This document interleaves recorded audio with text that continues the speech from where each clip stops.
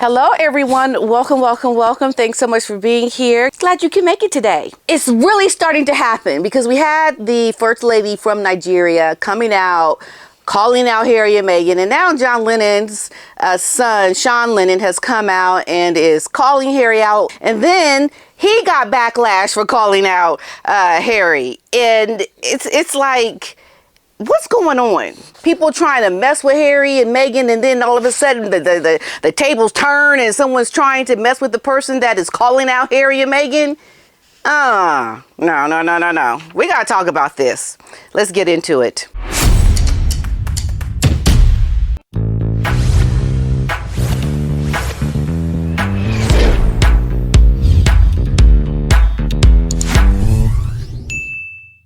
Before I go into my story for today, I want to talk about Prince William's heartbreaking 6-word remark about Princess Catherine during the D-Day event. And these are the kind of heartwarming stories that I love to talk about. So William said that his wife would have loved to have joined him and the King and Queen at an event marking the 80th anniversary of D-Day. So speaking to war veterans and their families, the Prince of Wales was told by one of the veterans that it was carnage on Juno Beach. Now, we know the D-Day hero had asked William if the Princess of Wales was getting better, and William replied she'd have loved to be here. And then speaking to another, William said, "We want you here for 5 years' time for the 85th, is what he said in response to the gentleman that had remarked about Catherine. And it's just so sweet because everyone is really concerned, and William is the light that keeps shining, and he's out there, he's doing the work, making a difference, and we just love to see that. Now, the King also went on to speak with veterans and was introduced to a 99-year-old paratrooper who turns 100 in August. And Charles said, "I'll have your card ready." Earlier, the Prince of Wales paid tribute to the bravery of those who crossed the sea to liberate Europe and the loved ones who waited for their return as he read a haunting extract from the diary of a D-Day soldier at the 80th anniversary commemorations. And the King also spoke at the event where he praised the truly collective effort of those of the home front during the Second World War and said Britain today was eternally in debt to those who served. And it was very emotional. And I think this is a time when people really start to reflect on their own lives, their families, those that have made sacrifices. And it's just an emotional time because life is so short, so precious. And I think that's one of the reasons why I'm passionate about what I speak about in regards to Harry and Meghan, because like I've always said, in real time, we're watching the movie, The Imitation of Life. And you just can't allow people to sabotage the truth of being truthful and sabotage the sincerity that you need to have for the people that are important in your life, and seeking these superficial things in life. It just is not worth it. It's just not worth it.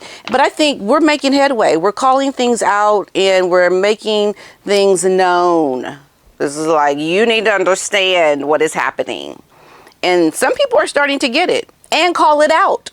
So much so, we have John Lennon's son gets also a deed threat after mocking Prince Harry with a 2-word swipe. Now, Sean Ono, he had received a death threat after mocking Prince Harry's memoir with a brutal 2-word swipe.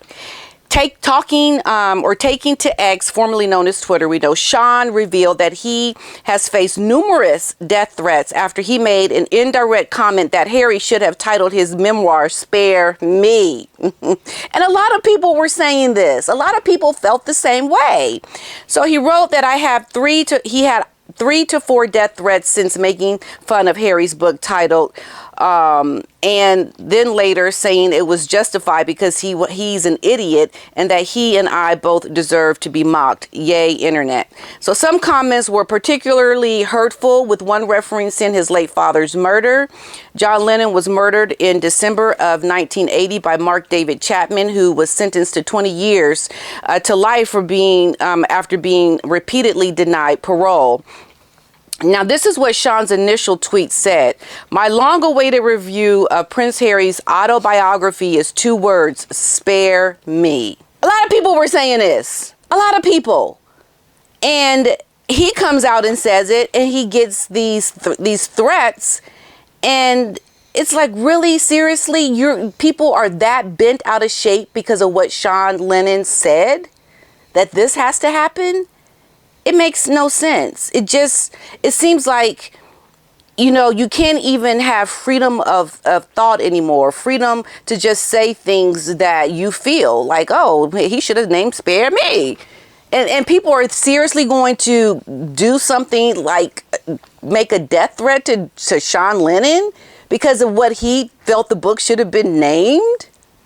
Is Harry that much of a martyr, that much of a person that needs to be protected by any means necessary? Like, how dare you, Sean Lennon, say such a thing? You need to die. It's not that serious, folks. It's not that serious. It just is crazy that happened to him. So in a separate post, Sean said he sympathizes with Harry to a certain level, but that the Duke of Sussex has earned some mockery. And yes, he has earned it. He's earned it. Look what he has done to his family. Why are people thinking that Harry needs to be the one that is not trolled for what he has done? And I don't even think it's trolling. It's merely giving your opinion. It's like what they say about Harry and what he is doing with the Aspen group and trying to suppress people's freedoms and their right to free speech and say certain things is a real thing. It's a real thing, because you should be able to come out and have an opinion and say what you feel without people taking it to that level. It's just ludicrous to me. He wrote also, Sean, I do empathize with him generally, but the way he whines and wangs on about things is really too much. I'm just having a little fun. I think he's earned some mockery. And then he goes on to say, I'm sure I have as well. So he even gives himself a little, swipe that, I've earned some mockery too. Something that Harry and Meghan, I believe, would never do. They would never mock themselves and think anything that they have done is silly, is stupid, is ridiculous. You should be mocked for that and think that, oh yeah, people would mock me because I was a little bit out of line. I don't know why I did that. Like, they could never do that to themselves. That's a problem. That's a big problem, because you are taking yourself way too seriously if you cannot mock some of the things you've done. I mean, yeah, I mock myself on my channel all the time because I can be a little extra sometimes. And then it's like, oh, okay, yeah, that was extra. Let me just not do that. Or let me just kind of just be a little bit better when it comes to certain things. It's like you will never grow as a person if you can't have some self-reflection on yourself. And why Harry and Meghan will always be stunted in their stupidness is because they cannot look at themselves and think, be better. It's always like, you're the problem. You're the problem. You. Never looking at themselves. That's just not okay. Now, this is not the first time that Sean has criticized Spare. After 316-page read was published, he went on to say that when Harry's editor read the sentence, my penis was oscillating between extremely sensitive and borderline traumatized, did they not want to stage an intervention of some sort? I mean, that is for sure one of the worst sentences ever written in the English language. Yeah, I mean, Harry could have left out the things around his Todger out of that book. I mean, you're a prince, for goodness sake. What are you doing talking about your Todger? Really, Harry? For real? For real? You gonna talk about your Todger? You got people wondering and curious about the Todger now?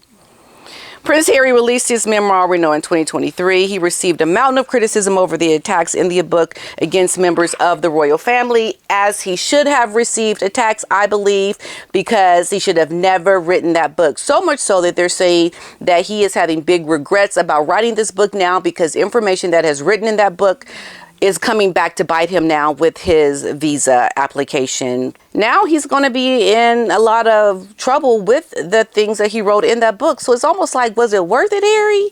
Was it worth writing that book? Did it give you anything of value that is going to help elevate your life? No. All it did was gave you a bunch of money. Now deal with the backlash and the downfall of the rest of your life from writing that book. You know, you got some serious issues to think that was a good choice. I say not. But for Sean Lennon to come out and say what he said, I think takes a lot of courage for someone of his stature. And it's always been about the people that have the stature, the people that have the platform to be able to come out and voice their opinions about certain things, because that's only when you can really truly get it across to people that there's something to be looked at with Harry and Meghan, because you have high profile people coming out and actually saying something. And this is why Harry and Meghan are trying to shut down the voices of people, because they have thin skin. They're spoiled, rotten brats, in my opinion. And they need to learn to look within themselves to be better people. When will that happen, folks? When? Still waiting and not sure if it will ever happen for them. They're just going to keep on declining as they continue to try to up their income, their profile to levels that they'll never reach. They'll never get there. It is sure fun for us to watch. It's like, oh, okay, you're going to keep trying this. Okay, go ahead. Do what you do. We're watching.